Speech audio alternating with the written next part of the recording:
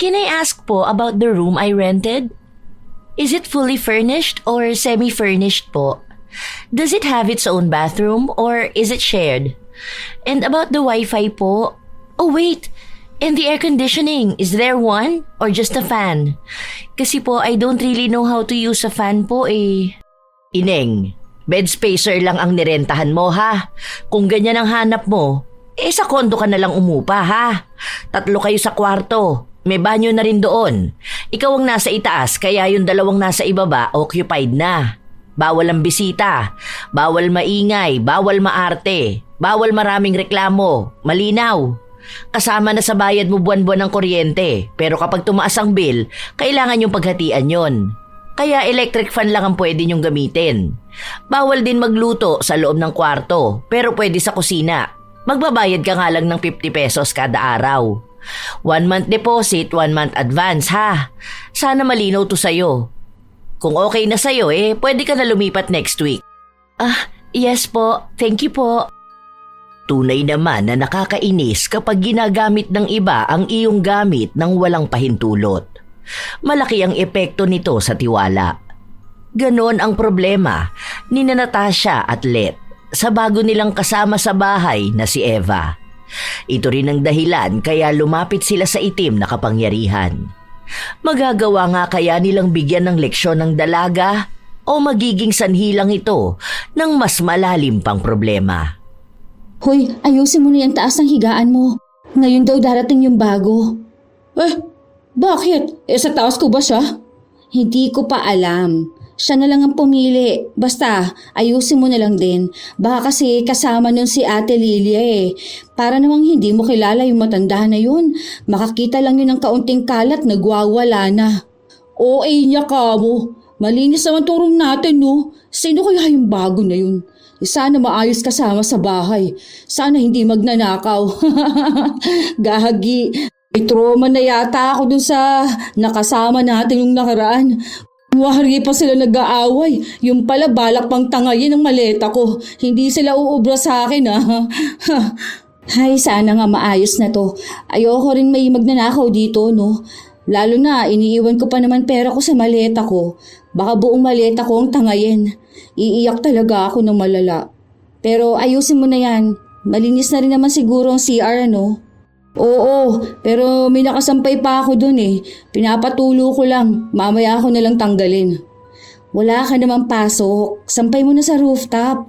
Ayoko nga, may isa pang magnanakaw dun kahit panty nawawala dun. Konti na nga lang ang bra ko baka tangayin pa. Habang nag-uusap ang dalawa, may narinig silang pagkatok sa pinto. Alam nila na yun na ang bago nilang makakasama. 2 pa silang sumalubong sa dalaga. Hi, hello. Ay wow, syala naman ito. Rich kid Parang tumakas lang sa bahay nila para mamuhay bilang normal na tao. Ganun sa mga napapanood ko sa TV Hi, ikaw ba si Eva? No. I'm Ava. Ava nga kasi. Ako pala si Natasha. Siya naman si Let. Hindi yan tomboy mukha lang. Malandi yan Hoy, galing mo naman. Ikaw naman balasubas. Why are you guys laughing? What's balasubas? Paktay tayo dyan Wala na. Tahimik na lang kami dito sa loob dahil hindi ka namin maiintindihan. Kaunti lang baon ko English Ayoko na. Give me a long. Hayaan mo. Tuturuan ka namin mag-Tagalog. Pero nakakaintindi ka naman ba ng Tagalog? Are you understanding us? If no, clap your hands Yeah, I understand naman, but just a bit. Don't worry. I don't really mind the grammar as long as we understand each other. And thank you for being considerate and teaching me how to speak Tagalog. I'm sorry I was born in Arizona kasi and I lived there for 21 years. I barely spoke Tagalog since my mom is Filipina, but she didn't really speak Tagalog either. But I'm trying to learn naman since we moved here 2 years ago. I understand what you guys are talking about. It's just hard for me to speak Tagalog sometimes. Be, ano raw sabi niya? Parang ngayon pa lang nahihilo na ako Ay, mapapaaga ata akong mamatay kapag kinausap ko to. Okay, sure. Halika, pasok ka na muna. Pili ka saan mo gusto. Dito sa taas ko o dito naman sa taas ni Let? Wait, so I have to climb up every night? Like, akyat-akyat talaga? I think it's kinda scary. What if I fall and my head hits the floor and I'm alone here? Am I gonna die if that happens? What time are you guys usually here? So I know what time you'll find my corpse. Grabe ka naman mag-overthink. Natatawa ako. Yes, you going akyat-akyat but you will not hulog ha. You go hawak here oh. Apak here and voila! You are there and not here. Don't be takot ha. Try mo muna umakyat. Turuan ka namin. Nag-aalangan pa noong una si Eva. Halos sumigaw siya sa takot dahil pakiramdam niya ay bigla na lamang siyang mahuhulog at mapipilayan. Pero nagawa naman niyang makaakyat. Tuwang-tuwa siya at masaya. Di ba sabi ko sa'yo kaya mo dyan Kahoy naman yan, hindi yan bibigay, don't worry. Dyan ka na lang ba? It's really a nice experience. Thank you guys. Wala yon. Ano ka ba? Tinuruan ka lang naming umakyat dyan. Sige, pagbaba naman. Same lang sa ginawa mo kanina. Halata nila na walang kaalam-alam si Eva sa mga ginagawa nila. Mahihirapan siyang makibagay sa kanila, pero halata rin naman na kaya ng dalaga na subukang makisabay sa buhay na meron sila. Dahil walang pasok sa trabaho ang dalawa, tinulungan na nila si Eva na mag-ayos ng mga gamit nito. Matapos nun ay inilabas nila ang tinatago nilang lutuan. Oh, I thought that's bawal. The landlady told me that if I want to cook, I need to pay 50 pesos to use the kusina. Why do you have that? Shh! Secret nga lang to. Ito ang aming mahiwagang lutuan. Ano ka ba? Magbabayad ka ng 50 pesos tapos ang lulutuin mo lang naman noodles. If you going to sunod the rules, you will be forever poor ha. Huwag ka maingay. Atin-atin lang to. Shh! Ka lang. Yes. Very good girl. Bali ganito lang yan. Nagluluto kami tuwing ganitong oras dahil walang surprise visit si Ate Lilia. Ang gagawin namin, magluluto muna kami ng kanin kada umaga. Tapos, itatabi namin yon. Kapag gabi na, magluluto kami ng noodles. Ganito kami pag petsa de peligro. What's that? Parang we don't have money na, ganun. So, peligro-peligro our life. Oh, got it. Can I use it too? Use anything you need. Nasa iisang dorm lang tayo kaya pwede mong gamitin ang gamit namin. But you should know your limit lang ha. Magpaalam ka if gagamit ka ng gamit namin, okay? Oh, don't worry. I have respect for you guys. Since we live here together, it feels like we're family now. Like sisters. I don't have any siblings kasi Ano bang nangyari? Bakit nandito ka? Ano ba, nag-aaral ka or looking for a job or pinalayas ka? It's a long story. But I'm working na.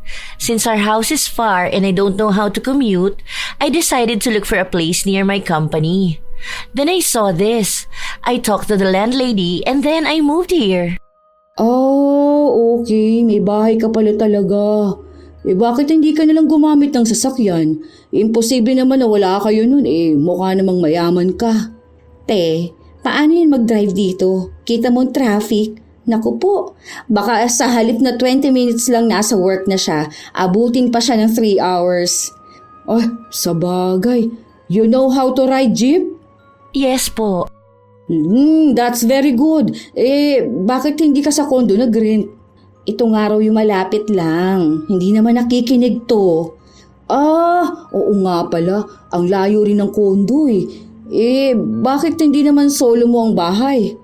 It's nice naman if I have dorm mates, di ba? At least I won't feel alone. Sa bagay, tama ka nga naman. Oo nga pala, ibang schedule namin ha. Every 2 weeks nag-iibang oras ng trabaho namin. We both work in the same company. Bali ganito, bukas, Monday, start ng new shift namin. Our work starts at 4 a.m. so around 3 a.m. gising na kami ni Let.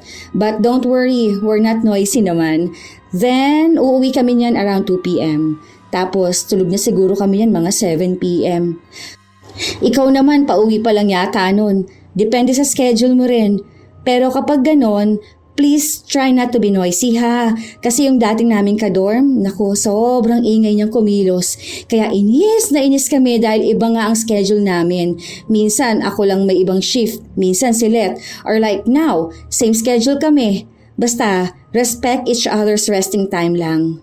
But every Sunday ang day off namin. Yeah, I understand. Thank you for informing me. But my bed is on top of yours, right? What if I make you gising when I climb up? I'm worried. My work schedule starts at 10 a.m. But we always have 2 hours of overtime, so I'll probably be home by 8 p.m. I might disturb your deep sleep. Huwag ka mag-alala, tulog mantika yan. Baka ikaw pang hindi makatulog sa hilik niyan eh. Hindi naman mauga ang higaan kahit na umakyat ka. But don't make hulog your things, baka you make us gising ha. We will be angry birds. The mantika is oil, right? Does she sleep with oil? Sorry, I don't get it. Pambihira naman oh. Hirap naman mag-joke sa mga aircon humor. No, the tulog mantika is like mahimbing na tulog. Oh, okay. Tulog mantika. Uy, yung dagdag pa na rules. Ay, oo nga pala. We have rules here ha. Para sa ating lahat ito, maglinis ng CR after gamitin, okay? Then may schedule tayo for laundry. Kasi mahirap magpatuyo ng damit eh. Hindi namin mailagay sa rooftop dahil may magnanakaw kasi. So, every Saturday si Let, then every Tuesday ako. Since you're here na, your schedule will be every Thursday, okay? Okay po. You know how to laba? No po. Ayun lang, doon ako nasaktan. Pag-aralan mo na, not unless you want to go in laundry shop. Nood ka sa YouTube, how to kusot-kusot ha. Kahit na paano ay nagkaroon naman sila ng pagkakaunawaan. Kahit na minsan ay hindi nila maintindihan ang mga sinasabi ni Eva. Sa paglipas ng mga araw, wala naman silang naging problema sa bago nilang kasama. Mabilis naman itong pagsabihan at maturuan. Wala silang naging reklamo sa ingay nito dahil hindi nila ramdam kapag umuuwi na ito. Hindi rin siya makalat at halatang masinop sa bahay kahit na halatang galing siya sa mayamang pamilya. Isang araw, walang pasok sa trabaho si Eva at natapat pa ito ng araw kung kailan siya maglalaba. I'm going to laba na lang. I don't have budget to pay eh. Ate Natasha told me to separate the white from the colored ones. Then, what am I gonna do? I don't have detergent and fabric softener. Wait, I think Ate Natasha has one. She won't be mad if I borrow a little, right? Where did she put it ba? Hindi naman nahalata ni Natasha na kumuha si Eva. Hindi lang naman yon ang ginagamit ng dalaga. Minsan, kumukuha rin siya ng shampoo o kaya ay gumagamit ng kanilang mga sabon, lalo na at nasa banyo lang naman ito. Noong una, walang pakialam ang mga kasama niya dahil may kanya-kanya silang buhay. Pero isang araw, wala si Eva at dahil walang pasok ang dalawa, doon nila napag-usapan ang tila ba napapansin nilang kakaiba. Ay, akala ko ako lang. Kasi kahapon nakita kong bukas yung isang pack ng panty liner ko. Hindi ko naman binuksan yun dahil meron pa naman akong ginagamit. Natatandaan ko talaga na hindi ko yun binuksan. Hinayaan ko na lang, baka kako kumuha si Eva eh. Kaso hindi naman siya nagpaalam. Ako rin eh. Dito ako nagtaka nung nakita ko yung sabon ko pagising ko na parang may gumamit. Tapos ang bilis maubos ng toothpaste ko. Diba? Sabay tayo nag-grocery. Naka-budget pa naman na yun hanggang next sahod. Pero mukhang sasairin kong malala. Baka wala pa siyang pera. Baka naghihintay pa siya ng sahod niya. Gusto ko nga sanang kausapin siya. Hindi naman ako madamot eh. Ang sa akin lang sana, magpaalam naman siya, di ba? Ang hirap ng buhay ngayon, oy. Nag-iipon pa ako pambayad ng tuition ng kapatid ko. Kaya nga kapag nagtututbrush ako, kakaunti lang talaga gamit ko eh. Hintayin muna natin hanggang sahod niya. Nabanggit niya kasi sa akin na sa sahod na siya sa susunod na araw daw. Baka bibili na yan. Kapag ganyan pa rin, di kausapin na natin. Sana nga. Total, malaki rin naman ang sahod niya eh. Saka imposible naman na wala siyang pera kasi mayaman sila eh. Tatay niya nga kano. Pero sige, pagbibigyan ko siya hanggang sa susunod na araw. Kinuha niya pa yung isa kong dilata rito. Tapos bukas na rin yung isang pack ng biskwit. Pwede rin naman siya mag-chat sa atin kung hihingi siya, di ba? Akala niya ata libre o para sa lahat dahil andyan lang sa labas. Oh, kalma ka nate. Hintayin na lang natin. Hayaan mo na. Konting tulong na lang din yan sa kanya. Nagpigil na lamang ng inis si Natasha. Sa katunayan, hindi naman siya madamot. Hindi rin naman masama ang kanyang ugali. Kung hihingian siya ni Eva, hindi naman niya ito tatanggihan. Ang ayaw niya lang ay yung bigla na lang itong kukuha. Naiintindihan niya kung may pinagdaraanan ito sa buhay na kahit mayaman siya ay hindi niya magawang makabili agad. Hindi kasi sinasabi ng dalaga ang tunay na dahilan kung bakit ba siya umalis sa kanilang bahay. Kung ano-ano lang ang espekulasyon nilang dalawa. Na baka nga pinalayas ito at ngayon ay pinipilit na buhayin ang sarili.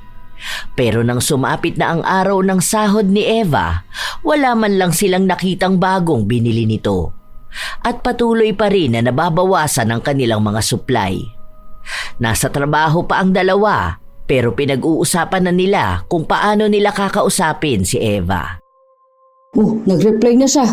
Ang sabi niya sige raw, baka mapaaga sa 8 p.m. ang uwi niya.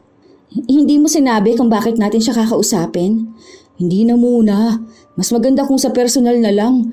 Baka mamaya makaapekto pa sa trabaho niya kapag iniisip na baka galit tayo. Hindi naman tayo galit. Naiinis lang sa kanya. Maano ba naman kasing hindi sasama ang loob ko?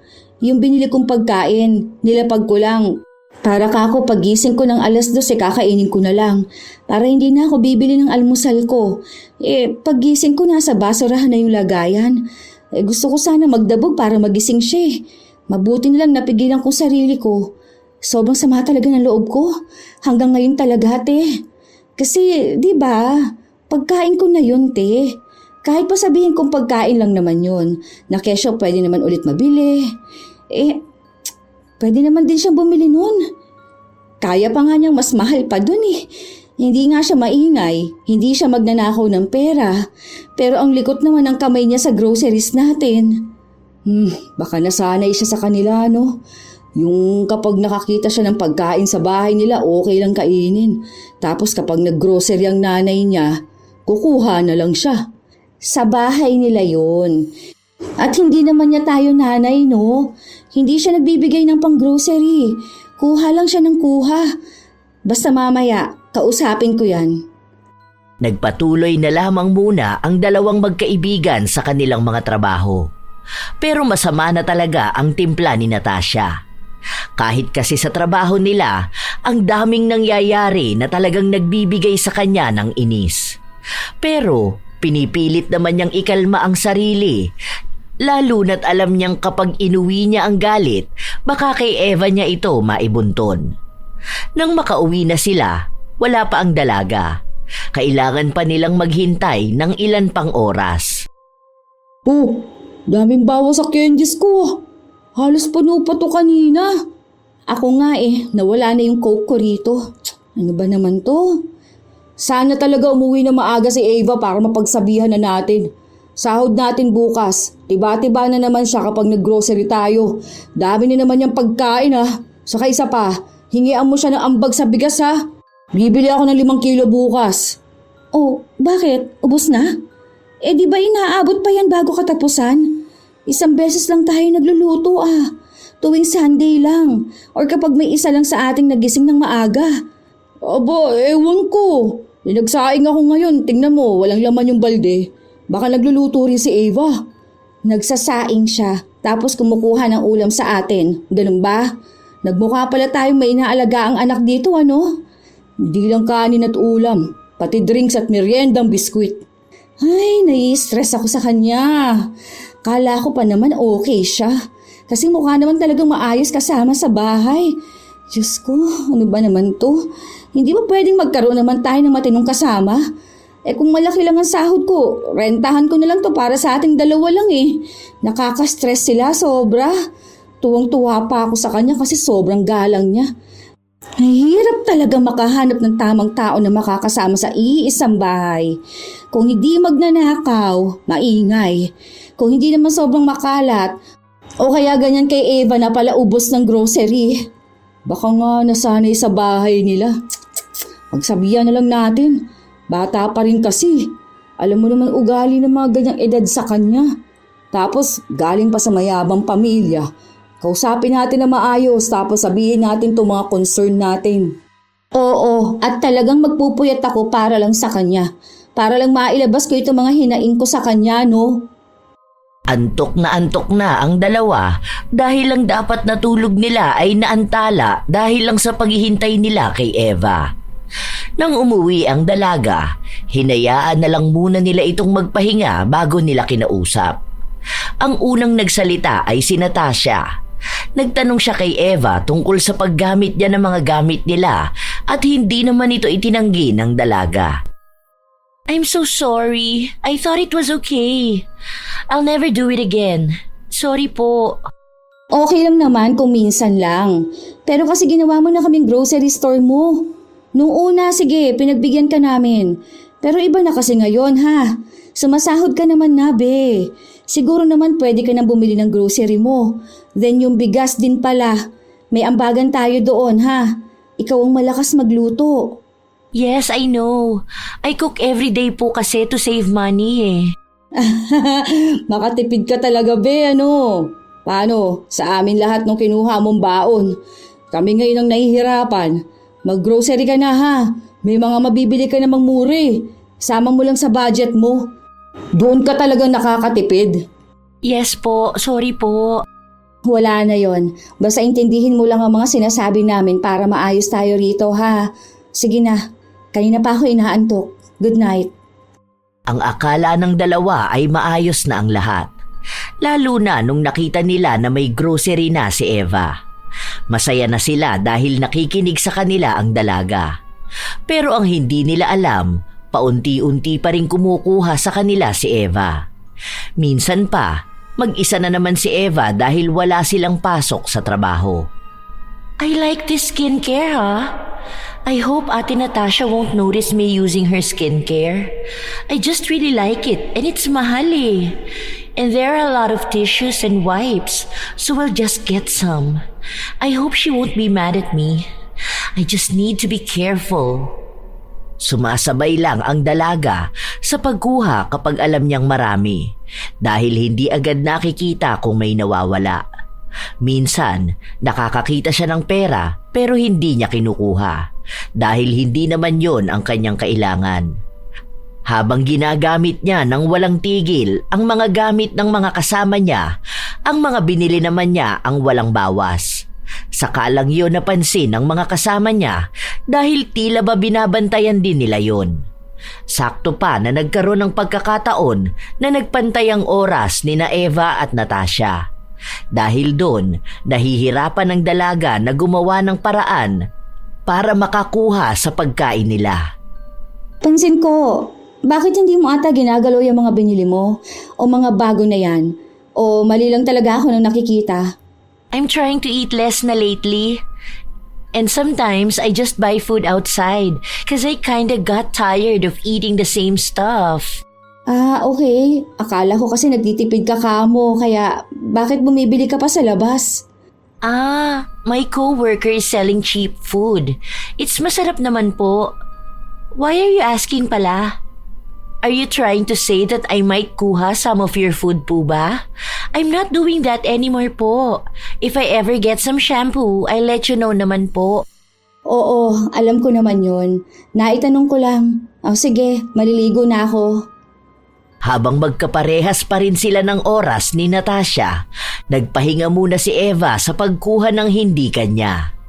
Lumipas pa ang ilang linggo, nataon naman na si Let ang kasama niya sa bahay. Pero hindi katulad ni Natasha, hindi ito masyadong nakikialam sa kanya at mas maagang umaalis.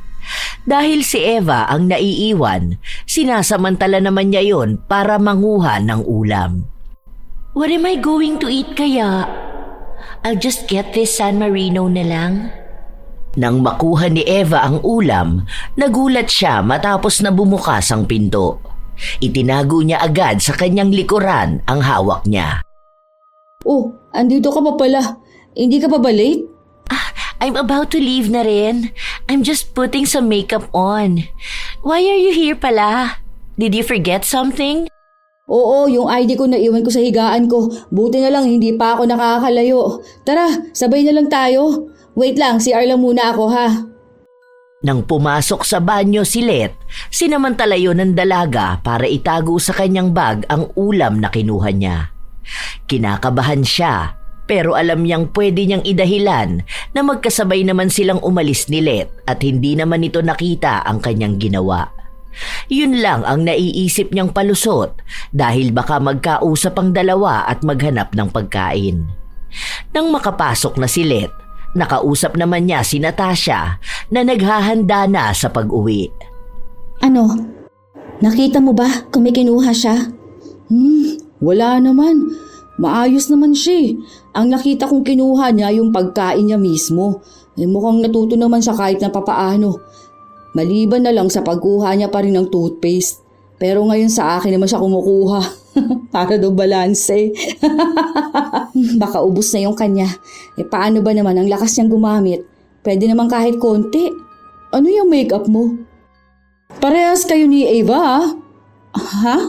Hindi naman ganito yung brand na gamit niya Ewan ko. Hindi naman ako mahilig sa ganyan. Basta nakita ko lang siya kanina ganyan gamit niyang makeup Tanong mo na lang sa kanya. Baka ganyan talaga hilig ng mga babae na brand ano. Hindi na lang nagsalita si Natasha. Hindi niya rin naman alam kung parehas nga sila.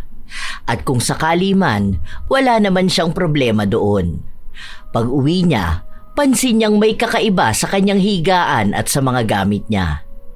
Una niyang pinag-alala ay ang kanyang pera. Nang buksan niya ang kanyang maleta, pansin niya na wala namang gumalaw doon.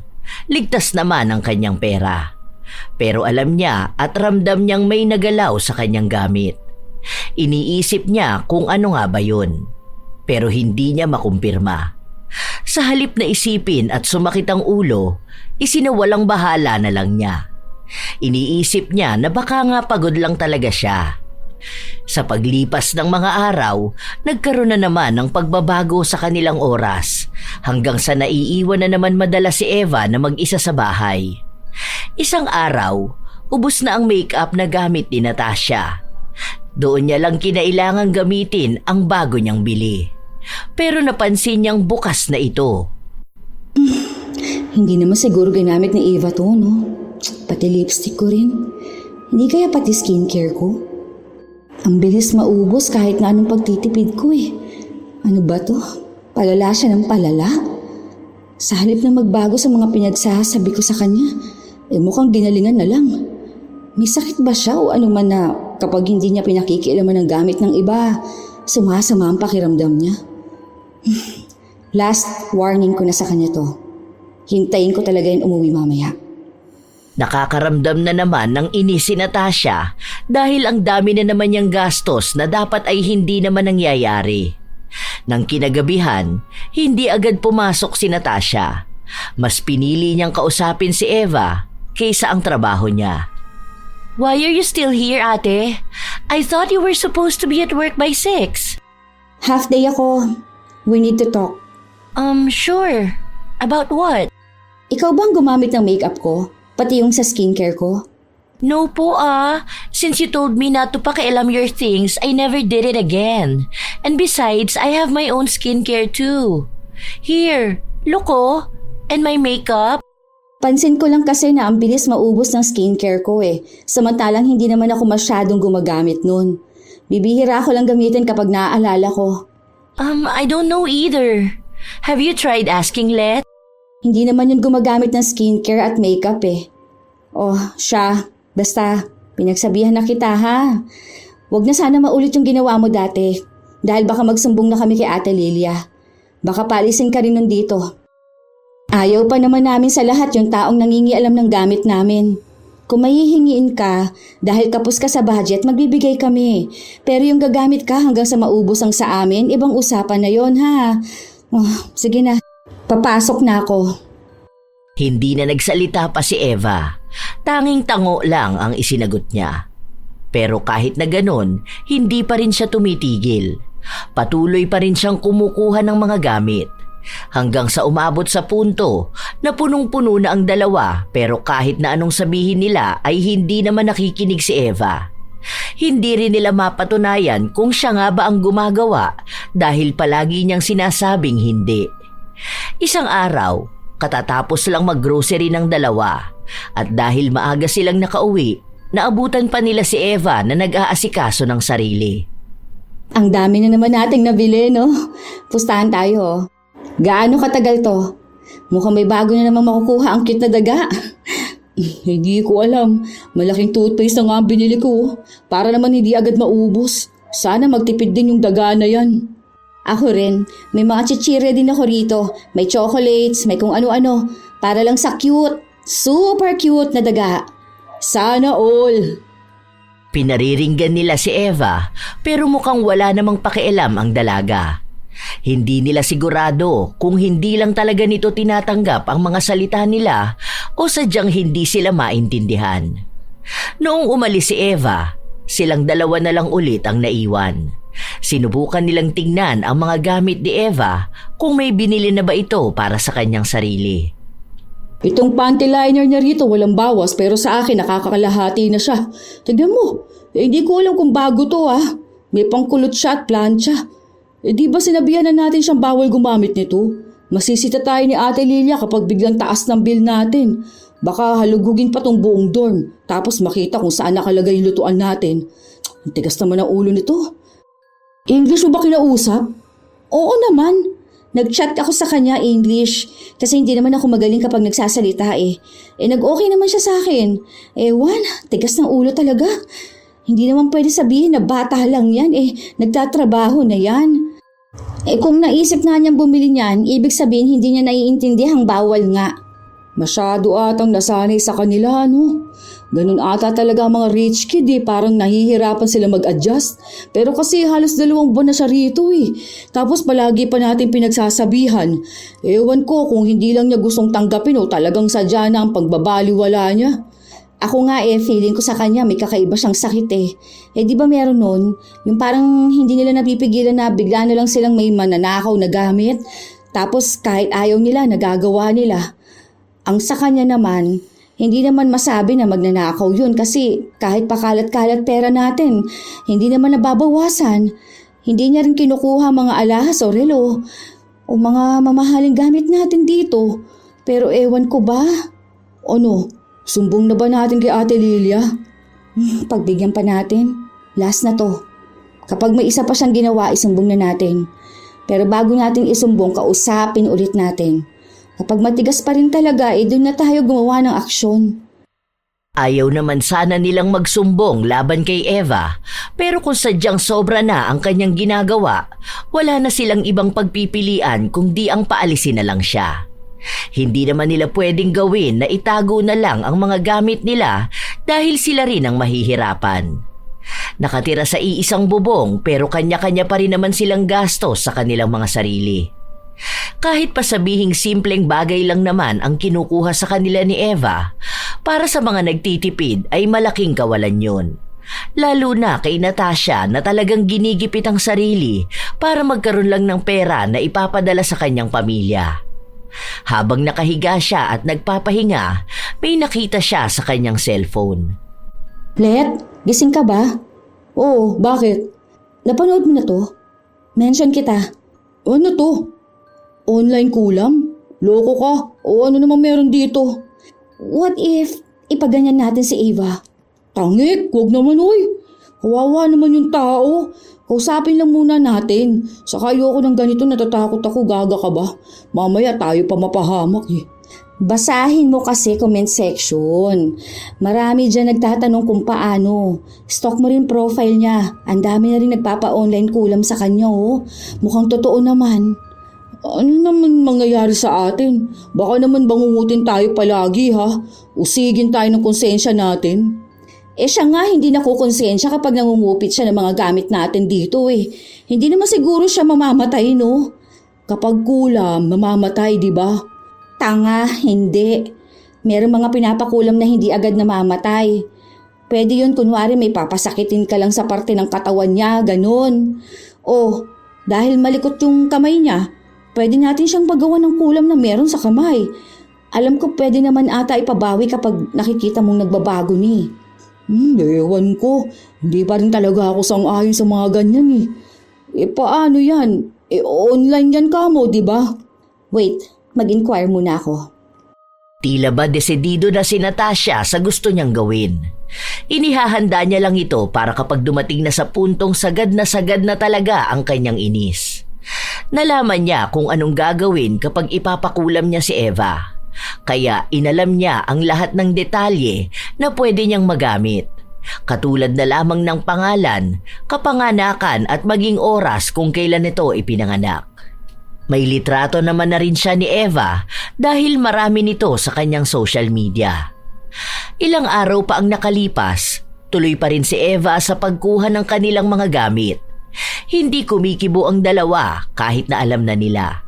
Kaya ang inaakala ni Eva, wala pa ring napapansin ang mga kasama niya.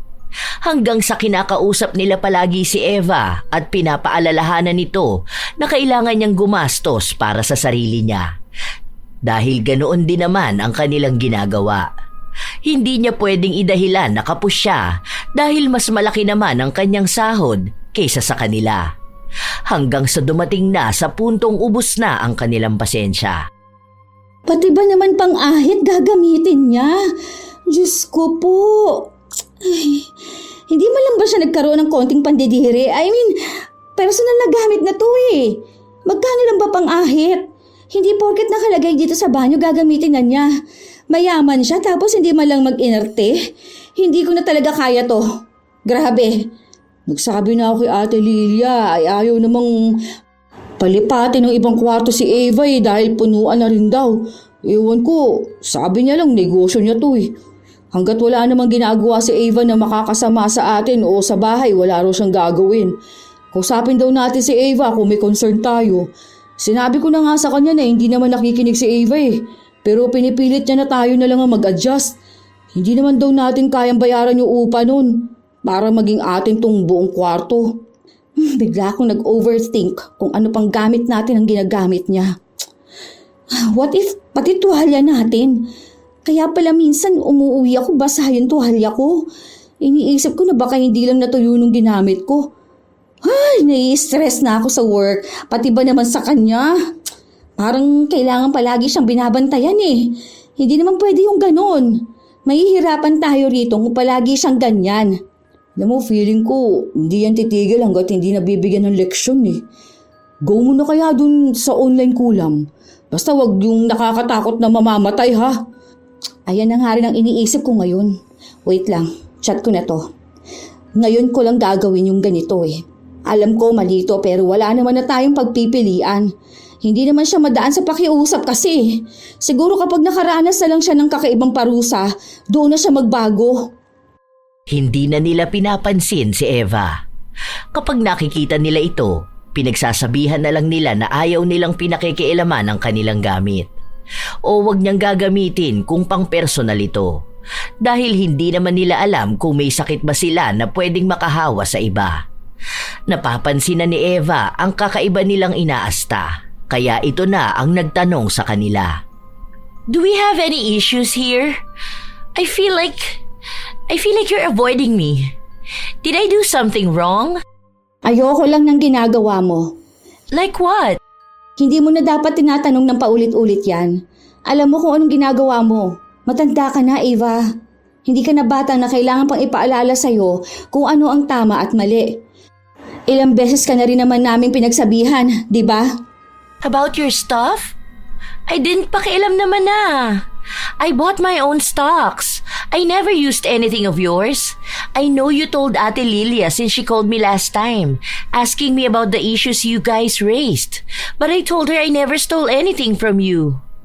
Okay, I admit that I once kuha some of your stuff. That was when I had nothing and was just starting my job. But I promise you I'll never do it again.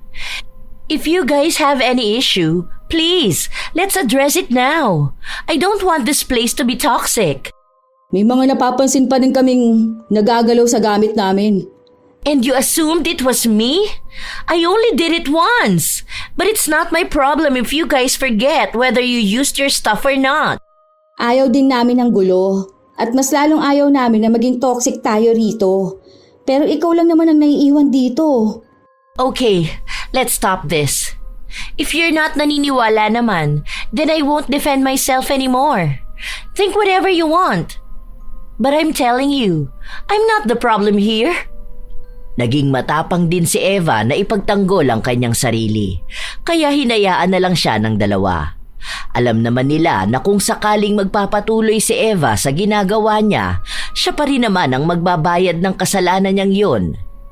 Isang umaga, habang nasa trabaho ang magkaibigan. Okay na raw. Gumawa na siya ng ritual. Oh, paano na raw yun? Ano nang mangyayari sa kanya? Kapag ginawa niya pa rin daw yung pangingialam ng gamit natin, parang ang epekto sa kamay niya. Ewan ko, siguro abangan na lang natin no? Kaya huwag na nating suwayin. Tutal, ayaw naman niyang makinig eh. Siya pa ang mas matapang sa atin. Sinasabi niya pa na hindi siya ang problema. So ano, tayo? Itago mo na lang ang pang-ahit mo. Oo nga, itinapon ko na yung ginamit niya no. Ngayon, nakatago na yun sa damitan ko. Siguro naman hindi na yun kakalkalin, no? Ang lala naman na niya, kung pati yun hahanapin niya pa. Meron namang tagki-15 na pang-ahit, kaloka talaga. Paano naman kung sabon mo? Bumili na ako ng bago kong sabon. Nakatago na rin yun para hindi niya makita. Ang hirap mag-adjust. Paano kasi? Sabon yun. Sa katawan natin yung dadampi tapos makikigamit siya. Hindi naman sa inaano ko pero paano kung may sakit siya sa balat, di ba? Baka mamaya mahawaan niya pa ako. Maarte na ako maarte, oo na. Pero babae siya. Sana alam niya kung gaano tayo kaarte. Lalo na siya, mayaman siya. Hindi naman siya mukhang nagpapanggap na Inglesera. Kasi halata naman talaga sa kanya. Ewan ko sa babae na yun kung ano bang tumatakbo sa utak niya, bakit ganun ang ginagawa niya. Ilang beses na palaging si Eva ang kanilang pinag-uusapan. Hanggang sa dumating ang isang araw na parang may nangyayaring kakaiba kay Eva. Do you know what's the gamot for kati-kati? Oh, bakit? Ano meron? I don't know eh. I just feel like my hands are makate. Look oh, there are tiny red dots. Baka naman di ka naguhugas ng kamay mo. Ano bang nakain mo? May allergy ka ba? I've already taken anti-allergy meds na, but it's not working. I always wash my hands naman. It started last night. I thought it was just normal kati-kati. But now, it feels like something I can't explain. Di ko rin alam eh. Pa-check up mo na lang yan. Para alam mo rin kung ano mga bawal sa'yo. Para mabigyan ka ng gamot. Baka kasi mapahama ka pa kung bibili ka lang ng kung ano-anong gamot. Try mo bukas, total day off mo naman. Tila ba alam na ni Let ang nangyayari, kaya nung nagkita ulit sila ni Natasha, nabanggit niya ito. Oo nga, pero maliliit na kati-kati lang naman. Pwede pa yun magamot eh. Ewan ko kung ganun lang ba yun. Hindi naman nun basta mapipigilan si Eva. Lalo na kung nakakahawak pa naman siya. Ang galing ano, kahit online kulang merong parang epekto sa kanya eh. Baka kapag tumagal yung kati-kati niya, doon na siya titigil. Baka hanggat nangungupit pa rin siya sa atin, pakati ng pakati yun. Hayaan na lang muna natin. Hintayin na lang natin kung anong mangyayari sa kanya sa susunod. Bahala siya sa buhay niya. Ginusto naman niya yan eh. Mababait naman tayo. Hindi naman natin siya ipapakulam kung wala siyang ibang ginawa. Kung hindi lang sana siya nangunguha ng gamit, hindi naman kakati ang kamay niya. Baka siguro bagay yon sa mga taong makakati ang kamay. Oo, baka nga ano. Paano yun kapag lumala siya? Sasabihin din ba natin sa kanya? Hindi ah. Bawal talagang sabihin yun no. Tignan na lang muna natin kung anong mangyayari sa kanya. Katulad ng kanilang inaasahan, sa paglipas ng mga araw ay mas lumalala pa ang nangyari sa kamay ni Eva. Kahit na anong gamitin niyang pamahid ay hindi ito gumagaling. May mga gamot na rin siyang iniinom pero walang epekto. Minsan, bigla na lang siyang nagigising dahil sa sobrang kati ng kanyang kamay. Binababad niya na rin ito sa maligamgam na tubig pero panandalian lamang na nawawala ang kati ng kanyang kamay. Ang dating maliliit na butlig sa kanyang kamay, napalitan na ng mas malalaki at nagnanana ito. What if patanggal na lang natin yung kulam kay Eva? Naaawa na ako sa kanya, Gagi. Nandidiri din ako kapag nakikita ko eh. Grabe yung pagnanana talaga. Ano namang mapapala natin kapag pinatanggal natin yun? Sige nga. Ano? Balik na naman tayo sa dating gawi. Naiisip ko lang kasi na parang baka mahawa tayo. Kunwari ginagamit niya yung lutuan natin. Paano niya yun hinahawakan? E di malamang gamit yung mga kamay niya na may mga kakaibang sugat at nana. Isipin mo yun, di ba nakakadiri? Hindi naman daw yun nakakahawa, sabi sa akin. Saka hindi siya tumitigil kahit na ganun na siya eh. Paano ko nalaman? Yung tissue ko, halos ubos na sa kanya. Tapos yung alcohol ko na nasa higaan ko, kaunti na lang yun. Eh, hindi ko naman ginagalaw. Malamang siya lang ang kukuha nun. Lalo na ngayon na kailangan niya yun. Nakakatakot nga, oo, pero ang sabi naman ng mangkukulam, hindi naman daw yun nakakahawa. Kasi hindi naman talaga yun normal na sakit eh. Kaya nga raw hindi magamot-gamot. Kinikilabutan talaga ako eh. Nai-imagine ko lang bigla. Tapos, di ba nasa banyo pa rin yung sabon ko? Paano ginagamit niya yun kapag naghuhugas siya ng kamay niya? Bigla naman ako nag-overthink, uy. Ano ba yan? Sabi ko na sa'yo, bumili ka ng katulad sa lagayan na nabili ko eh. Mura lang yun, wala pang 20. Tapos lagay mo sa damitan mo. Ang lakas naman na siguro ng loob niya kung bubuksan niya yun, di ba? Eh para mas safe pa rin tayo. Dahil hindi naman natin alam kung anong ginagawa niya sa gamit natin, no? Nung nakaraan nga, nagluto siya eh. Hindi rin ako kumain. Kasi naisip ko paano siya nakakapagsaing. Imposible namang hindi niya ginagamit yung kamay niya. Eh, ang lala nung pagnanana nung kamay niya, no? Alam mo, sa totoo lang, awang-awa na rin naman talaga ako sa kanya eh. Pero kasi naman, hindi siya tumitigil. Hinihintay ko lang naman na mag-sorry siya eh. O kaya, aminin niya ang ginagawa niya tapos mangako na hindi na niya uulitin. As in, yung pangako na hindi lang basta sinabi, kundi gagawin niya talaga. Eh, sana nga ganun na ang gawin niya. Kasi kahit ako awang-awa na sa kanya eh. Hindi lang awa, pati pandediri. Natatakot lang ako kasi ayoko naman na magkaroon ng ganun ng kamay ko. Paano ako makakakilos, di ba? Paano ko malilinisan ang sarili ko? Ay, ayokong isipin na aalala kong itsura ng kamay niya. Sa paglipas pa ng ilan pang mga araw, hindi pa rin nagbabago si Eva sa kanyang ginagawa. Minsan, hindi na talaga niya nagagawang maitago ang pangunguha niya ng pagkain o anuman sa kanyang mga kasama. Alam ni na Natasha ang ginagawa niya pero tila ba hinahayaan na lamang siya. Hindi dahil sa awa sa kalagayan niya, kundi dahil alam nila na kada maling gagawin ni Eva, may malaking balik sa kanya. Hanggat hindi yun napagtatanto ni Eva, alam nilang hindi siya gagaling. Kaya siya lang talaga ang may kakayahang baguhin ang kanyang kalagayan.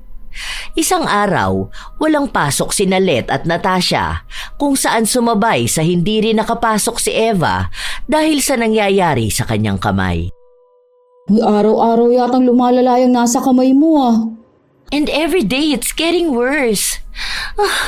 I don't like the itchy feeling, and at the same time it hurts. You know that feeling like there's something inside my hands and it's gumagapang, like it's crawling and making it super makate. Then, when I try to kamot, it gets painful. Halata nga eh, nakakatakot pa yung pagnanana niyan. Pinupunasan mo naman ba yan? I found something on the internet. It's herbal, like dahon that you need to crush and put on your hands, but it's only available in the province. Siguro yung dahon ng bayabas. Ay, oo, mahirap nga yan dito. Bakit? Hindi ba kaya ng doktor? Sabi niya isang beses lang daw siya nagpunta tapos hindi na siya bumalik. Oh, bakit naman? Ayaw mo atang gumaling ka eh. I can find alternative meds naman. They're asking too much money eh. Too much money? Para naman sa kalusugan mo yun. Ayaw mo bang gumaling ang kamay mo? Bahala ka. Bahala ka kung anong mangyari sa'yo ha. Naku, lalo na ngayon, palala nga ng palalayan. Tapos kahit na anong pagbabanli mo dyan, hindi naman gumagaling. O baka naman kasi may ginagawa ka na hindi mo napapansin. Tapos pinaparusahan ka na. What if lang naman, di ba? You know, in the Philippines, we have basta, marami kaming mga paniniwala here ha. Listen to me, very careful. Meron kami mga paniniwala na kapag ang someone ay gumawa ng masama ay may kapalit sa kanya. Sometimes it's karma, sometimes it's purely parusa. What are you trying to say then? Na baka may mali kang ginagawa. If you know, you know. But I'm not doing anything wrong. I'm a good person too. I never use my hands to hurt the people around me. Baka naman akala mo lang hindi. Or maybe ibang bagay yung ginagawa mo. You know the only one you know. Basta, ang taong makakatulong lang sa'yo yung sarili mo. Baka hindi doktor. Baka hindi herbal na gamot. Baka realization ng mali mo at pagtanggap sa pagbabago. Try to think of it ha. Pasaring yun. Hindi niya madirektang sabihin sa dalaga kung ano ang ibig niyang sabihin. Dahil mukhang hindi pa rin naman handa si Eva na tanggapin kung anong mali niyang nagawa. O kung tanggap nga niya, hindi niya pa lubusang niyayakap ang pagbabago. Ilang araw pa ang lumipas, walang nagbabago sa kalagayan ni Eva. Minsan umiiyak na lang siya dahil sa halong kati at sakit. Minsan naman, bigla na lang siyang sisigaw. Kung ano-ano na lang ang kanyang nararamdaman. Hanggang sa isang araw ay nawala na siya ng trabaho. Hindi niya kasi magawa ng maayos. Hindi na kasi niya ito magawa ng maayos. Umuwi si Eva na umiiyak. What did I do wrong to end up feeling this way? Everything in my life is falling apart. I hate my life. I don't know what to do anymore. I've lost everything. I'll probably die starving and end up on the streets since I can't even pay rent anymore. Wala siyang ibang ginawa kundi ang umiyak lang. Dahil kahit na anong paghahanap niya ng trabaho ay hindi niya magawa. Sinubukan niyang magsabi kay Let para magtanong kung pwede siyang pumasok sa pinapasukan nila. May chat sa akin si Eva. Nawala na raw siya ng trabaho. Baka raw pwede siya rito. Umiiyak siguro to, no? Nag-send kasi sa akin ng emoji na nag-cry-cry. Nako, hindi rin naman siya pwede rito. Tignan mo nga yung kamay niya. Tingin mo ba magagawa niya ang trabaho niya rito? Hindi naman, di ba? Makita pa lang yun sa interview, bagsak na siya eh. Kawawa naman siya. Gagi, tama na kaya yun, no? Pagsabihan na lang natin siya. Nawala na siya ng trabaho, oh. Mayaman naman siya. Kapag umalis siya sa dorm, doon na lang ako magpapatanggal ng kulam sa kanya. Pwede naman siguro siyang umuwi sa kanila, no? Kung kano ang tatay niya, malamang niyan may pera. O kung wala na siyang tatay, pwede niyan monthly may sahod ang nanay niya. Wala rin siyang kapatid. Di mas solo niya ang lahat, di ba? Wala pa naman siyang kinukwento tungkol sa pamilya niya. Basta ako, naaawa talaga ako sa kalagayan niya. Patawarin na lang natin. O tapos uulitin na naman niya? Doon na lang natin siya kausapin. Mukha namang maniniwala siya kapag sinabi natin sa kanya na kapag nagbago na siya, mawawala yung sa kamay niya. Mukha namang madali lang rin siyang mapaniwala eh. Kaysa namang ganito, di ba? Kasi sa totoo lang ang hirap nung pinagdaraanan niya. Nakukonsensya na ako. Hindi naman din natin alam kung ano bang pinagdaraanan ng tao eh. Malay mo may mas malalim pang kwento, hindi ba? Hindi lang talaga siya mahilig magkwento. Hindi pa rin kumbinsido si Natasha na may ibang kwento si Eva. Pero gusto niyang bigyan ng pagkakataon na kausapin ito para mas maintindihan niya kung ano nga ba talaga ang nangyayari. Nang kinagabihan nung umuwi sila, naabutan nila si Eva na nasa higaan niya lang. Alam nilang umiiyak ito, lalo na't dinig nila na malakas itong humihikbi. Be, baba ka dyan. Kumain ka na ba? Hindi sumagot si Eva, pero bumaba siya. May dalang pagkain ng dalawa na binili nila sa labas. Namumugto ang mga mata ng dalaga at halatang lubog siya sa problema. Kumain na muna tayo. Oh, ito sa'yo. Wala yung manok dahil baka bawal ka. Ano nangyari? Bakit ka inalis sa trabaho? Dahil ba dyan sa kalagayan mo? Yes, and my manager told me that I can't perform well daw. I asked for another chance naman, and I promised I'll do better next time. But they already decided na and told me I'm not fit to work because of my hands. They said they're scared. Baka daw contagious. Hindi ka naman kasi pwede sa work namin eh. Kapag in-interview ka, may typing test doon. Hindi mo yun magagawa dahil dyan sa kamay mo. Baka kapag nakita rin nila, iisa lang ang sasabihin nila doon sa dahilan kung bakit ka natanggal sa work. Do you know any job po that I can apply for? Please, I really need work. I can't afford to be jobless for too long. Bakit parang desperado ka naman magkaroon ng trabaho agad? Di ba dapat mas isipin mo muna ang kalagayan mo kaysa sa trabaho? Pero sa nakikita ko, mas mahalaga pa sa yung trabaho kaysa ang gumaling ka eh. Oo nga, katatanggal mo lang sa work ngayon tapos kung makahanap ka ng trabaho, ganun na lang kaagad. Hindi mo muna intindihin ang sarili mo. Alam na ba yan ang family mo? I haven't told anyone about my condition. Oh, bakit? Sabihin mo kaya sa parents mo, no? Sabihin mo sa daddy mo. Alam mo, hindi ka dapat nagpapakahirap ng ganito. You won't understand. It's just hard to explain. Then, ipaintindi mo sa amin ang pinanggagalingan ng ginagawa mo ngayon. Alam namin galing ka sa mayamang pamilya dahil halata naman sa'yo. So, anong ginagawa mo rito? Bakit ganyan ka kung maghanap ng trabaho? Anong meron sa'yo? Sa pamilya mo? Hindi agad nagsalita si Eva. Nakatingin lang siya sa dalawa na nag-aabang ng kanyang sasabihin. Pero kahit na walang salitang lumalabas sa kanyang bibig, bakas naman sa kanyang mga mata ang bigat ng kanyang emosyon. Bakas ang takot at pangamba na maaaring mahusgahan siya kapag sinabi niya ang tunay niyang katauhan. Don't worry. We don't just the cover, it's a book. Sige na. Para mas maintindihan ka namin kung ano ba yung pinanggagalingan ng problema mo.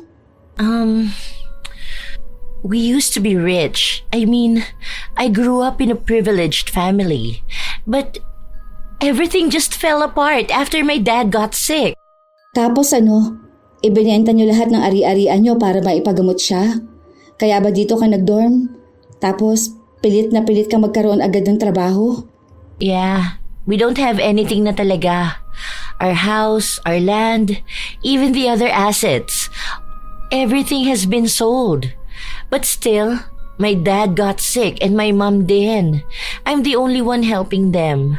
They're staying na with my mom's sister, si Tita Susan. And like, all my salary I send to them for meds and checkups. But it's never enough, you know. They need food din, of course. So that's why I took some of your stuff. I know it's not right and I'm super sorry. I just really needed to make tipid my sahod. That's all. Bakit hindi mo nilang sinabi sa amin nung una? Because it's nakakahiya naman, di ba? I don't want anyone taking pity on me. Dapat sinabi mo sa amin nung una pa lang. Alam mo, lahat tayo may pinagdaraanan sa buhay, ha? Naawa kami sa'yo lalo na dyan sa nalaman namin. Kaya pala kahit nahihirapan ka na, sobrang sipag mo. Ikaw na lang pala tumutulong sa parents mo. Tapos ngayon na wala kang trabaho. Wala ka rin may papadala sa kanila. Tapos may sakit ka rin. Alam mo, gets ko kung bakit kailangan mo kumuha ng gamit sa amin pero sana gets mo rin kami kung bakit kami naiinis sa ginagawa mong ganun, ha? Kasi sa totoo lang, tulad mo may dahilan kung bakit kami nagpupumilit na magtrabaho eh. Kaya kahit na minsan masama ang pakiramdam namin, pumapasok pa rin kami kasi may kwento rin ang bawat pamilya namin. Katulad ako, breadwinner din ako. Tapos yung kapatid ko may kakaiba siyang sakit. Kaya kailangan ko rin magpadala ng mas malaking pera. Kaya grabe yung pagtitipid ko. Nag-grocery ako para yun ang gagamitin ko kahit wala na akong pera. At kapag naubos yun, wala na akong magagamit. Kaya nung kumukuha ka sa akin, nahirapan ako sa budget. Dahil hindi pwedeng mabawasan yung binibigay ko sa family ko. Dahil sa akin din nakasalalay ang buhay nila eh. Nung una, okay lang sa akin kasi iniisip ko na baka wala ka talagang budget pero nung sa amin mo na inasa lahat, may kakaiba na eh. May pasanin kami, be. Huwag mo nang dagdagan. Hindi dahil pasan mo ang pamilya mo, hindi mo iniisip na kami rito o ako lalo, pasan din namin ang pamilya namin. Kasi lahat tayo may pinagagamitan ng pera natin. Tama si Let. Maging ako. May pamilya akong sinusuportahan. Yung kapatid ko nag-aaral. Iniipon kong bayad sa tuition niya. Todo tipid din ako. Isang beses na lang ako sa isang araw kung kumain tapos panay ako biskwit. Yung mga binibili ko, mukha siyang marami pero bilang na yon sa kada araw para makasurvive ako. Kung nahihirapan ka, nahihirapan din kami. Kaya nga ilang beses ka na namin kinausap, di ba? Kaso ang problema kasi ikaw mismo. Ayaw mong tanggapin ang mga sinasabi namin. Paulit-ulit mong ginagawa. Nahihirapan din kami. Kahit sabihin natin na mura lang yung biskwit. Kahit tingi lang yan. Yung tingi na yun na lang din yung para sa amin. I know naman. That's why I always feel sorry for myself. That I have to kuha other people's stuff. And I'm really sorry for being like that. Promise I'll never do it again. Promise. Since I know na how super hirap it is to budget a small salary, I understand.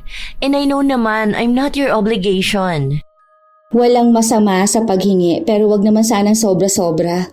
Isipin mo rin ng ibang tao dahil hindi maganda ang ganyang ugali, ha?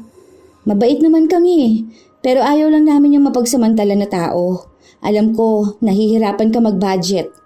Kasing hirap kung paano ka namin intindihin, Diyos ko. Pero makakaya mo yan paunti-unti.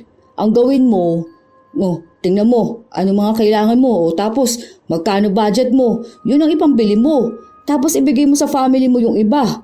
Kaya mo yan. Nandito kami, nagaya mo umiiyak sa liit ng sahod, pero tiis-tiis lang. Thank you guys. I'm so sorry talaga ha. I just hope we can still be friends pa rin. And also, thank you for teaching me. I hope you can help me learn how to budget. Like, really tipid without harming other people's budget. Oo naman Saka hindi lang pagtitipid ang ituturo namin sa'yo, kundi pagtatagalog din at dumudugo ng ilong ko kapag nagsasalita ka. Basta, wag mo nang uulitin at maging malaking aral na ang nangyayari sa'yo. You know, I think what Let said is kinda true.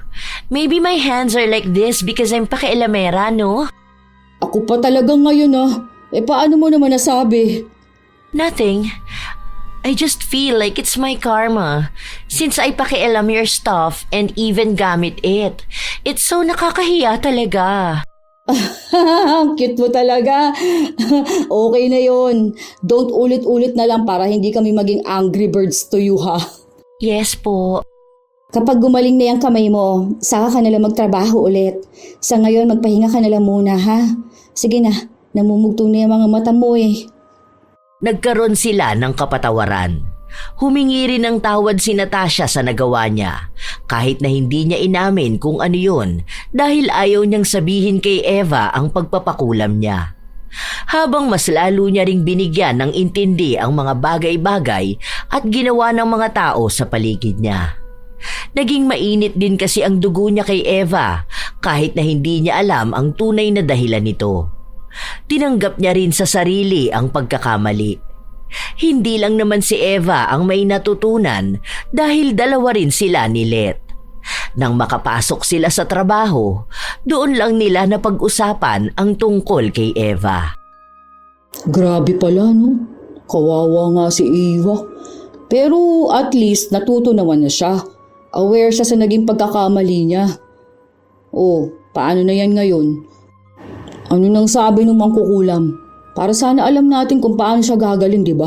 At may hiring pa naman ngayon, Buti na lang nakausap ko ang HR na wag na lang muna siyang kumuha ng bago dahil kako may kakilala na ako. Ito, kaka-reply niya lang. May mga pinapabili siya Tapos, ito raw ang ipapaligo ni Eva sa loob ng 3 days. Sunod-sunod na kaparehas na oras lang din. Shoota, saan naman natin makikita itong mga to? Diyos ko po. Tingin nga, ano ba yan? Oh, baka meron sa Quiapo. Doon lang naman bilihan ng mga ganyan eh. O kaya sa Baklaran. Pero alam ko mas marami niya sa Quiapo. Anong oras ba tayo uuwi? Daan na lang tayo doon, no? Kawawa naman kasi yung bata. Hindi ko rin naman alam na may sakit ang mga magulang niya. Hindi rin kasi halata dahil mayaman siya. Nag-judge din naman agad tayo.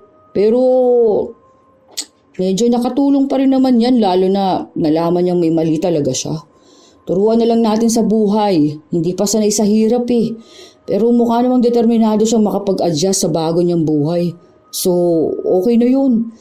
Saka, hindi rin naman kaya ng konsensya natin yung kulam-kulam na yan. Oo nga. Grabe minsan ang sama ng panaginip ko kaya. Ganun pala yun ano. Pati tayo inuusig ng ginawa natin. Malamang. Kaya nga masama yung ganyan eh. Kasi gawa yan ng kadiliman. Para matahimik na rin tayo, hayaan na lang natin gumaling si Ava. Siguro naman totoo na yung sinabi niya na hindi na niya uulitin yun. At dapat tayo rin. Hindi na natin to uulitin. Isa pa. Parang hindi na tuloy ako private na tao. Paano? Kahit dun sa online, pwede na magpakulam, di ba? Kaloka. Malaman lang full name mo, pati birthday mo at details tungkol sa'yo, pwede ka nagawa ng ritual. Napalak profile tuloy ako nung wala sa oras. Sadyang hindi lang si Eva ang nabigyan nila ng leksyon, kundi ang kanila na ring mga sarili. Dahil sila ang may kagagawan kung bakit naparusahan ng ganon ang dalaga, sila na rin ang tumulong kung paano siya gagaling. Tinuruan nila si Eva kung paano niya gagamitin ang mga binili nila at sinabi nila na kapag ipapaligo nila yon, hindi siya magpupunas ng kanyang katawan. Hahayaan niyang matuyo sa kanya ang tubig. Masunuri naman si Eva, kaya ginawa niya ang utos sa kanya. Ilang araw lang din ang lumipas na wala ang kati sa kanyang mga kamay pero may sugat pa rin ito. Hanggang sa buwan na ang inabot, tuluyang natuyo ang nasa kamay niya at unti-unti na itong gumagaling. Noong kaya na ni Eva magtrabaho ulit, ipinasok siya sa kumpanyang pinapasukan ng dalawa niyang kasama. Laking pasalamat niya dahil naging maayos na ulit ang lahat sa kanya. Hirap man siyang yakapin ng kanyang bagong buhay, nagkaroon naman siya ng mga kaibigan na handang gumabay sa kanya.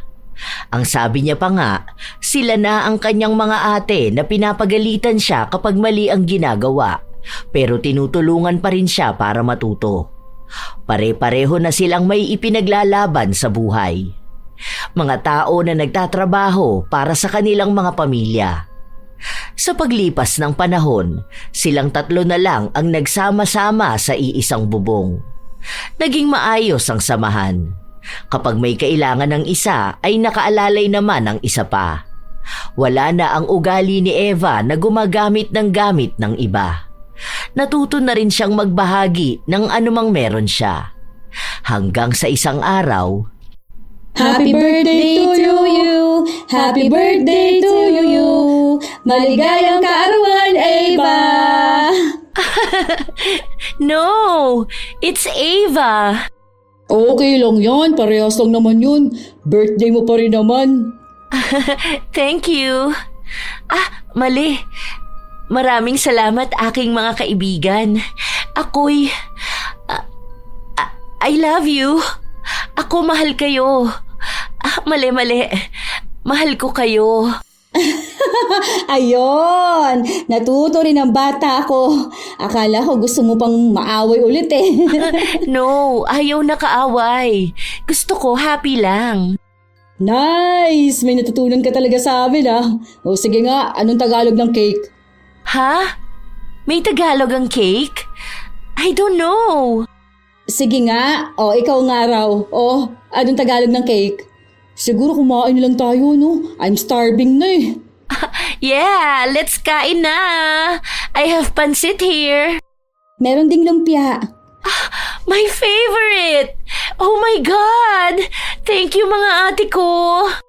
Wala yun. Ililibre mo naman kami ng ice cream bukas eh. Nagtawanan na lang sila habang nagkukwentuhan. Tunay na masaya ang naging samahan nila. Nariyan sila sa isa't isa kapag kailangan ng tulong. Sa saya o sa lungkot ay palagi silang nagdadamayan. Hanggang sa paglipas ng panahon, magkakasama pa rin sila. Minsan, nagkakaroon sila ng hindi pagkakaunawaan, pero normal naman yun bilang iba-iba ang opinyon at kaisipan ng mga tao, pero hindi naman yun nakaapekto para sa kanilang samahan. Natuto na ring magtagalog si Eva, kaya hindi na nahihirapan ang mga kumakausap sa kanya. Naging isa na rin siyang normal na dalaga na hindi niya inakala na makakaya niyang gawin. Lalo na't buong buhay niya, karangyaan ang nasa kanyang harapan. Kaya malaki rin ang pasasalamat niya sa kanyang mga naging bagong kaibigan na naging kapamilya na rin. Hindi kakayanin ni Eva ang mag-isang lumalaban sa kahirapan ng buhay kung wala ang dalawa. Marami silang natutunan sa isa't isa. Nanatili rin na lihim ang tungkol sa kulam dahil kahit na minsan hindi na pinag-usapan ni Natasha at Let. Dahil para sa kanila, isa rin yung maling desisyon sa nakaraan na hindi na nila kailangan pang bitbitin sa kasalukuyan. Sadyang may mga tao na dumaraan sa hirap ng buhay na minsan ay napipilitan silang kumuha o gumamit ng gamit ng iba. Hindi dahil gusto nilang mang-abuso, kundi dahil sa kakulangan o desperasyon. Pero may iba rin namang sadyang walang pakialam, kahit alam nilang mali, pero ginagawa pa rin nila. Kapag tumira ka sa iisang bahay o dorm kung saan iba-ibang tao ang kasama, doon mo talaga makikita ang tunay na kahalagahan ng disiplina at respeto. Hindi lang ito tungkol sa simpleng pakikisama, kundi sa kung paano mo pinapakita ang iyong ugali kahit walang nakakakita. Tunay naman na mahirap ang makisama sa ibang tao. Lalo na kung sanay kang mag-isa o ang sanay kang nabuhay sa karangyaan. Dahil bawat tao ay may kanya-kanyang ugali, paniniwala at paraan ng pamumuhay. Minsan, ang akalang simpleng gawain lang ay nakakainis na pala para sa iba. Tulad ng paggamit ng sabon o shampoo ng kasamahan mo sa iisang bahay nang walang paalam, walang abiso. Akala'y wala lang pero ang tunay ay may malaki na itong epekto sa kanila, lalo na sa magiging tingin din nila sa iyo. Kahit pasabihin na kaunti lang. Ang kaunti na yon ay pinagmumula ng sama ng loob na nauuwi sa galit. Madalas nito ay ang sa pagkain, lalo na kapag walang nakalagay kung sino ang may-ari. Inaangkin ito ng iba. Kahit sabihin na nagugutom, kailangan pa ring isipin na hindi pa rin ito iyo. Tandaan na magkaroon ng prinsipyo. Isa itong mahalagang asal ng isang tao. Kaya, mahalaga ang pagkatuto sa pakikisama. Dahil hindi mo pwedeng palaging ipilit ang iyong gusto. Kung gusto mong maging maayos ang samahan, dapat ay matuto kang maging responsable. Irespeto mo ang gamit ng iba tulad ng pagrespeto mo sa sarili mong pag-aari. Huwag mong hintayin na may magalit bago mo mapagtanto na may mali kang nagawa. Kung uunahin mong disiplinahin ang sarili, hindi na kailangan ng iba na pagsabihan ka. Lagi mong ilagay ang sarili mo sa kanila. Kung ikaw ba ay kukuhanan ng gamit nang wala kang alam, matutuwa ka rin ba? Kung ang binili mong pagkain ay basta babawasan ng iba nang hindi nagsasabi, ano ang iyong magiging reaksyon? Hindi ba't hindi ka magiging masaya? Ganon din ang mararamdaman ng iba kung ikaw ang gagawa sa kanila. Marahil, kung aayusin naman ang pagpapaalam at paghiram, hindi naman magdadamot ang isang tao. At kung desisyon niyang huwag kang pahiramin, respeto na lamang din. Dahil mas masaya pa rin tumira sa iisang lugar na puno ng respeto sa isa't isa, kahit na hindi magkakadugo. Tandaan na hindi masama ang magtipid, pero dapat ito ay ginagawa ng may malasakit sa kapwa. Tunay naman mga apo na mahirap ang makisama sa iba. Pero dapat magsimula rin sa ating mga sarili ang pakikisama. Huwag ugaliin na gamitin ang hindi inyo. kayo rin ba ay may karanasan na ganito sa inyong mga nakasama? O may natatangi rin kayong kwento na kahalintulad ngayon? Ibahagi nyo naman at nais ko yung mabasa. Naway may aral kayong napulot. Shout out sa ilan sa mga masusugid na tagapakinig ng mga istorya ni Lola Telang. Mary Jane Kitong, Charmaine Anke, Dulce Imay, Maricel Morillo, Fritzy Risinger, Joseph Bron, Gillian Gabumpa, Kimberly Pahadan, Roslyn San Antonio, Mergy Jade Aroza, Gerald Dakpano, Liza Takada, Noemi Garcia Pabunan, Gila Therese Nicole Santiago, Riza Rizardo. Shout out din sa inyo, Marian Delta Fuente, Megan Pitos, Sunshine Kayanga, Bobby Closa, Marisa Villanueva, Ira Menderico, Lorena Morate, Maribel Balabag, Glory Lee Olivo, J. Mark Fragata, Tara Dabi, Liza Lynn Tizon, Bilyones Ligaya, Assorted Love Hurts KSA, Celine Nunez at sa Nunez family ng Sinakaban Misamis Oriental. Salamat sa pakikinig nyo, Marilor Guevara at sa Guevara Matnaling family, Mary Gladys Rico, Hayashi J. Megan, Vanessa Carrie Apaling, Jennifer Lopez, Nilda Dultra, Moriel Hernandez, Romel Tolentino, Elsa Havinya, Nong Puwamo, Kim Bara, Pamela Agasang, V. Begiras, Freya Monteverde, Jody ng 13 Martires, Cavite, Angelina Reyes.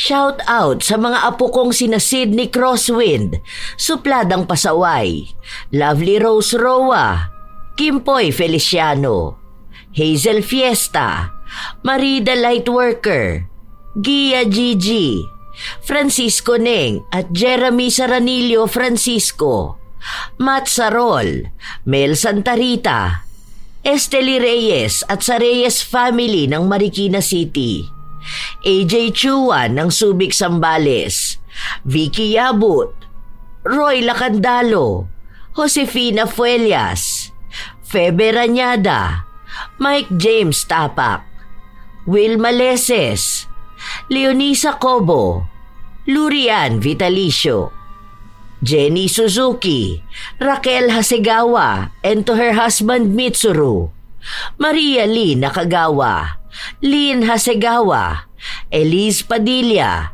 Lydia Lopez, Gemstone Claro, Lance MBB, Rosalina Bugayong, Ami Yong, Ami Bag, Angelina Ignacio, Ami Pakana, sa buong Team Manok ng Amsik Angeles City, Pampanga, Ray Galedo at sa Galedo family ng Kabuyaw, Laguna, Roslyn Mangilin, Cherry May Libiran, Robert Crimen, Razon Yao, Milrose Demate, Angel Cancelier, Jaime Constantino, Jennifer Makasinag, Alma Naong, Rachel Whitney, Pureza Tagiwalo, Gami Neil Francisco at sa kanyang asawa na si Dada Neil Francisco.